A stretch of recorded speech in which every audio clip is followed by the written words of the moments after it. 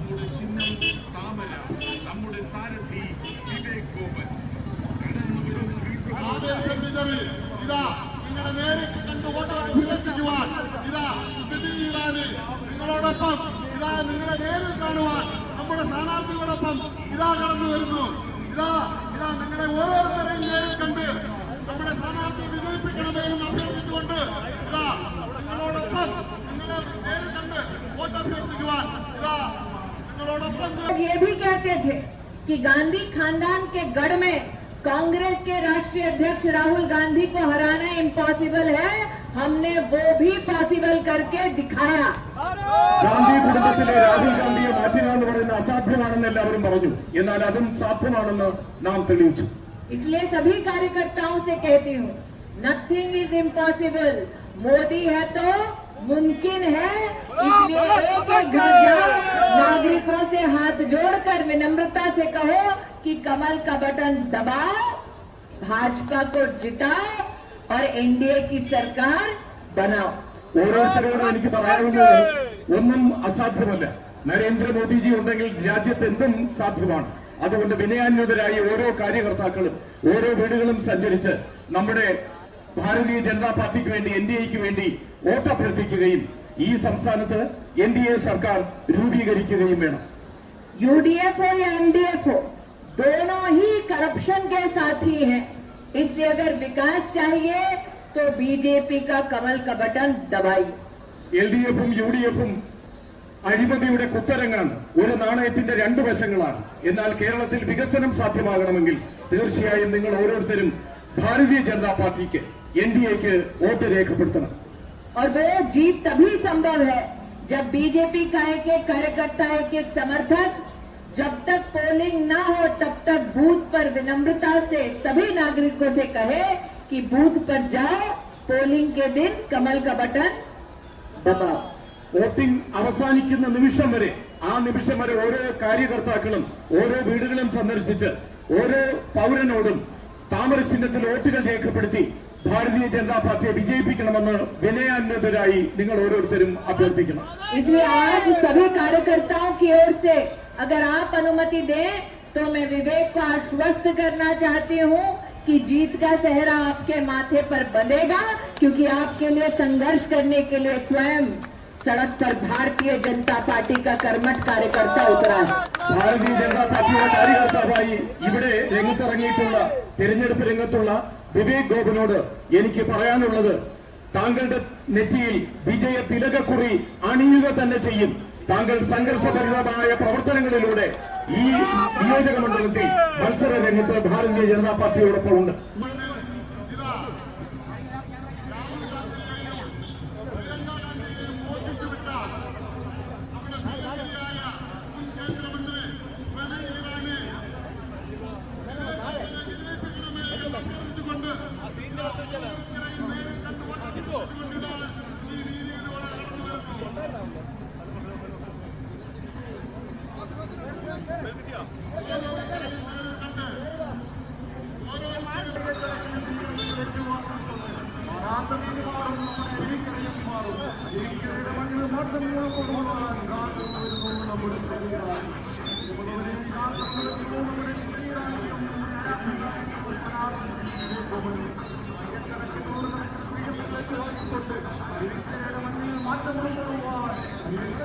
സ്വീകരണങ്ങൾക്ക് സ്നേഹത്തിന്റെ ഭാഷയിൽ, ഹൃദയത്തിന്റെ ഭാഷയിൽ ഒരായിരം അന്തി പ്രകാശിപ്പിച്ചുകൊണ്ട് ഇതാ കടന്നു വരുന്നു നമ്മുടെ പ്രിയങ്കനായ വിവേക് ഗോപന് വോട്ട് ചോദിച്ചുകൊണ്ട് മുൻ കേന്ദ്രമന്ത്രി ശ്രീമതി സ്മൃതി ഇറാനി ഇതാ കടന്നു വരികയാണ്.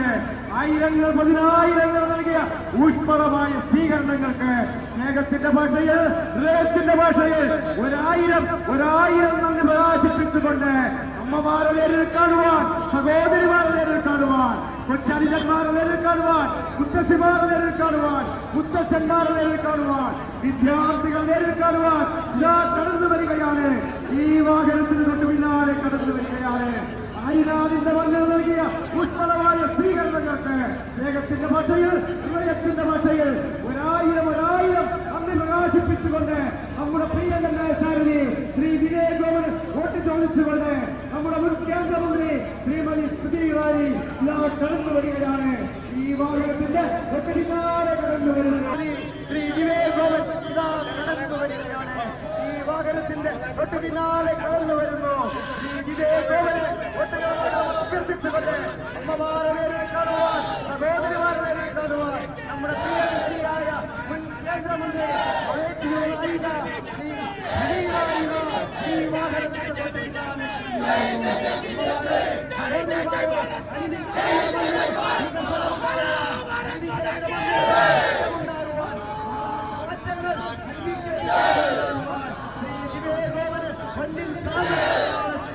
നിങ്ങളുടെ മനസ്സിന്റെ മനസ്സാക്ഷികാരം വോട്ടുകളായി രേഖപ്പെടുത്തണമെന്ന് അഭ്യർത്ഥിച്ചുകൊണ്ട് ഇതാ വരുന്നു.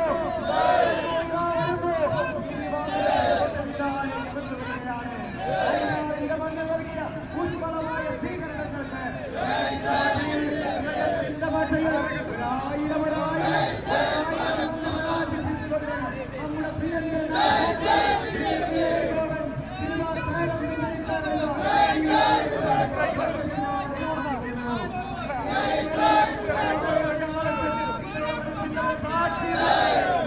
വോട്ടുകളായി രേഖപ്പെടുത്തണമെന്ന് അഭ്യർത്ഥിച്ചുകൊണ്ട് നിങ്ങളെ നേരിൽ കാണുവാൻ കേന്ദ്ര ക്യാബിനറ്റ് മന്ത്രി അമേഠിയുടെ നായിക ശ്രീ ഇറാനിക ഈ വാഹനത്തിൽ കടന്നു വരികയാണ്.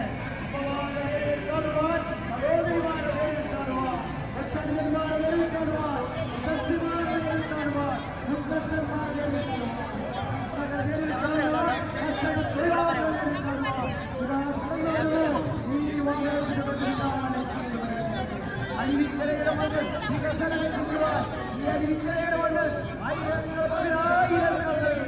ഊഷ്മളമായ സ്വീകരണങ്ങൾക്ക് ലേഖത്തിന്റെ ഭാഷയിൽ, ഹൃദയത്തിന്റെ ഭാഷയിൽ ഒരായിരം അന്ന് പ്രകാശിപ്പിച്ചുകൊണ്ട് നമ്മുടെ പ്രിയങ്കരനായ സാരഥി ശ്രീ വിനയ് ഗോപന് വോട്ടഭ്യർത്ഥിച്ചുകൊണ്ട് അമേഠിയുടെ നായിക മുൻ കേന്ദ്രമന്ത്രി ശ്രീമതി സ്മൃതി ഇറാനി ഇതാ കടന്നു വരുന്നു. നിങ്ങളെ നേരിൽ കാണുവാൻ, വോട്ടർമാരെ നേരിൽ കാണുവാൻ, അമ്മമാരെ നേരിൽ കാണുവാൻ, സഹോദരിമാരെ നേരിൽ കാണുവാൻ, കൊച്ചനുജന്മാരെ നേരിൽ കാണുവാൻ, വിദ്യാർത്ഥികളെ നേരിൽ കാണുവാൻ, അധ്യാപകരെ നേരിൽ കാണുവാൻ, കർഷകരെ നേരിൽ കാണുവാൻ, കർഷക തൊഴിലാളികളെ നേരിൽ കാണുവാൻ ഇതാ വരുന്നു. ഈ വാഹനത്തിന്റെ പിന്നാലെ കടന്നു വരികയാണ്. നമ്മുടെ വിനയഗോപൻ വോട്ടഭ്യർത്ഥിച്ചുകൊണ്ട് നമ്മുടെ മുൻ കേന്ദ്രമന്ത്രി അമേഠിയുടെ നായിക ശ്രീമതി സ്മൃതി ഇറാനി ഇതാ കടന്നു വരികയാണ്. അമ്മമാരെ, സഹോദരിമാരെ,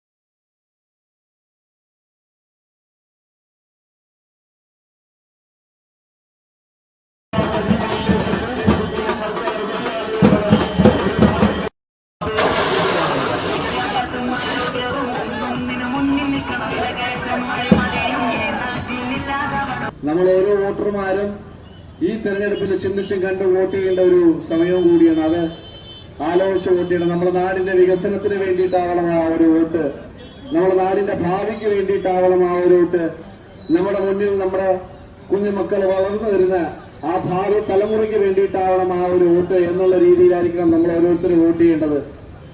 അതാണ് ഞാൻ നേരത്തെ പറഞ്ഞ വളരെ നിർണായകമായിട്ടുള്ള ഒരു തെരഞ്ഞെടുപ്പാണ് എന്നുള്ളത്.